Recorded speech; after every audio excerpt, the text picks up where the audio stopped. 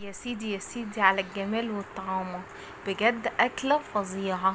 بجد مش هتوقفكوا كتير في المطبخ وفي الحر اللي احنا فيه. أكلة كده موفرة ومنجزة وكله كمان في حلة واحدة. مش هتوقفك كتير بقى في المطبخ ولا في الحر اللي احنا فيه ده. بجد أكلة خطيرة، طعمها وريحتها فظيعة. أقل من نص كيلو لحمة مفرومة بجد هيعمل معاكي الصينية الخطيرة دي.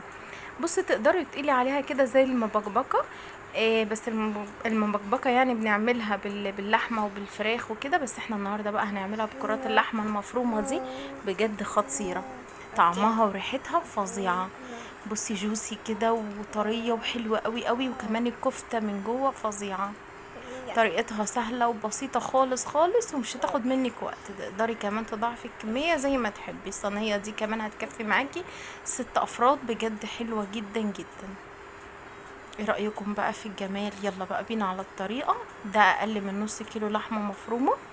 انا عندي هنا بصلتين متوسطين، عندي طماطمايه، قرن فلفل، وعندي فصين من الثوم. الكلام الحلو ده كله هناخده كده في الكبة زي ما انتوا شايفين، وهضربه ضربا مبرحا. هنعمه خالص خالص ومش هصفيه. انا عايزه الكفته معايا تبقى معايا جوسي كده، وفي نفس الوقت ما تبقاش ناشفه. وهقولك كمان يعني لما تيجي تكوريها ما تفكش منك. هنعمل خطوه كده حلوه. انا نزلت كده بالحاجات، البصل والطماطم والفلفل والثوم كده، بعد ما ضربتهم نزلت بيهم كاملين كده على الايه، على اللحمه المفرومه من غير ما اصفيهم. هنا عندي بقسماط، حطيت معلقتين بقسماط مطحون بيخليها تتماسك برضو. وعندي معلقه، نص معلقه صغيره من البيكنج باودر بيخليها هشه وحلوه مش مكتومه. عندي معلقه كبيره مليانه من بهارات الكفته وفلفل اسود، وهظبط الملح لان بهارات الكفته معايا بتبقى فيها نسبه ملح، فمش هحط ملح كتير. هنا بعد ما عجنتها كده لقيتها طريه معايا شويه، بس انا برضو مش عايزاها ناشفه. انا قلت لكم ان انا عايزاها تبقى جوسي كده وحلوه. فانا هزود معلقتين 3 من الدقيق. طبعا انت اللي بتحسي بقوام عجينه الكفته معاكي. يعني ما نخليهاش كده ناشفه، وفي نفس الوقت كده تبقى فيها عصاره كده، وتبقى جوسي في ايديكي. هزود معلقتين 3 كده كبار من الدقيق. الدقيق والبقسماط من الحاجات اللي بيمسك الكفته وما بيخليهاش تفك منك، وتبقى حلوه قوي، وفي نفس الوقت بتبقى جوسي كده وجميله. هنا هعجنها كويس. بعد ما عجنتها اهو ريحتها شويه. هنا بقى هكورها كده. انا هكورها الكور دي. هقفل معاكم الكاميرا وهكمل. تقدري كمان تصغريها عن كده، على فكره هي ما كشتش معايا ولا اي حاجه، فتقدري كمان تعملي اصغر من كده. انا حطيت هنا زيت.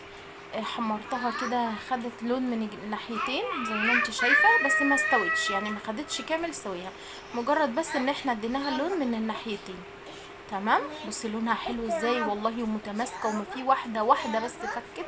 وهتشوفوا معايا لاخر الوصفه، حتى بعد ما حطيتها في الصلصه وكده وكملت سواها مع المكرونه، ما فيش واحده فيها فكت ولا فرفتت ولا اي حاجه. كانت متماسكه وحلوه جدا، ومش عايزه اقولك طعمها قد ايه كان حلو.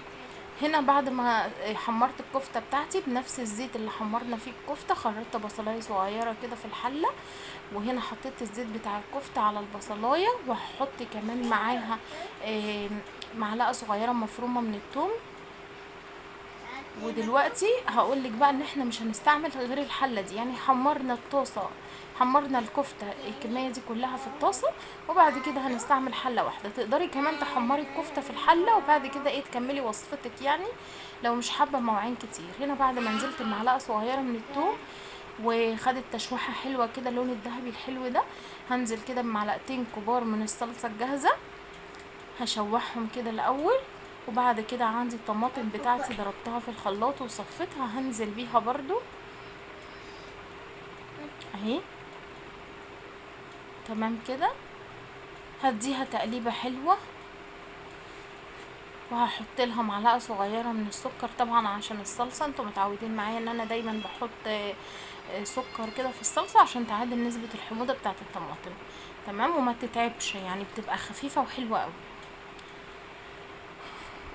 هديها تقليبه. وهنا بقى حطيت قرن فلفل سبايسي كده عشان يديها طعم حلو. المكرونه طبعا لازم تبقى سبايسي، تبقى حلوه قوي. حطيت معلقه صغيره من الكمون، معلقه صغيره من الفلفل الاسود، طبعا رشه زعتر بتديها ريحه وطعم خطير خطير بجد. وطبعا ظبطت الملح بتاعي وحطيت معلقه صغيره من مرقه الخضار، بتديها برضو طعم وريحه حلوه قوي. وهنا بقى هنزل بالكفته بتاعتي بعد ما قلبت البهارات كده واديتها غلوه، فهنزل بقى بكميه الكفته كلها اللي احنا حمرناها. طبعا دي مستويه نص سوا، مش مكمله سوا، احنا مجرد بس ان احنا ايه اديناها لون من الناحيتين. بصي كميه حلوه ازاي، وتقدري كمان تصغري الكور عن كده، بجد بتبقى خطيره. اهي غلت غلوه، هزودها حبه ميه كده صغيرين، بس ميه مغليه يا جماعه، تمام. وهديها تقليبه هنا كده. وبعد كده عندي كيس مكرونه اهي، كيس مكرونه مش يعني نيه اهو، هنزل بيها كده. تقدري تستعملي نوع المكرونه اللي تحبيه، انا كان عندي الحجم ده فحطيته، مش هتفرق اي نوع انت بتحبيه حطيه. اديتها تقليبه كده مع الكفته بقى ومع الصلصه. بعد كده هزودها طبعا ميه مغليه، تمام. هغطيها كده تبقى مغطيه المكرونه كده، ومعديها كده بصوبع، تمام اهو زي ما انت شايفه كده.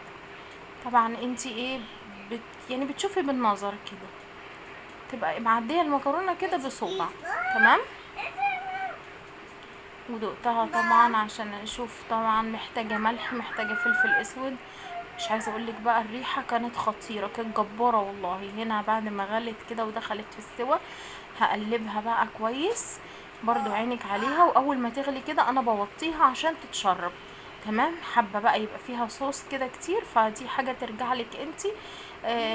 يعني حبها تبقى متشربه زي ما انا عاملاها، فده برضو يرجع لك. وهنا اكلتنا كانت خلصت وخطيره وسريعه، ايه رايك؟ ما خدتش مننا وقت خالص خالص خالص، بجد كانت خطيره.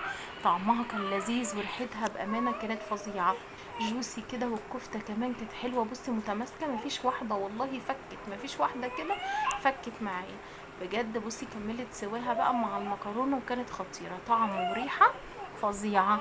اكله كده سهله وسريعه بقى، سميها زي ما تسميها، انا بسميها الاكله المنجزه، بجد كانت خطيره. اكله كده سهله وسريعه وكله في حله واحده، وما وقفتناش كتير ولا مواعين كتير، بجد كانت خطيره. بص الكفته كلها متماسكه كده، والمكرونه مفلفله وجميله والله، ما معجنه ولا اي حاجه، وطعمها كان خطير بجد. جربوها، انا عارفه متاكده ان هي هتعجبكم وهتريحكم برضو في الحر ده، ومش هتاخد منكم وقت، بجد فظيعه.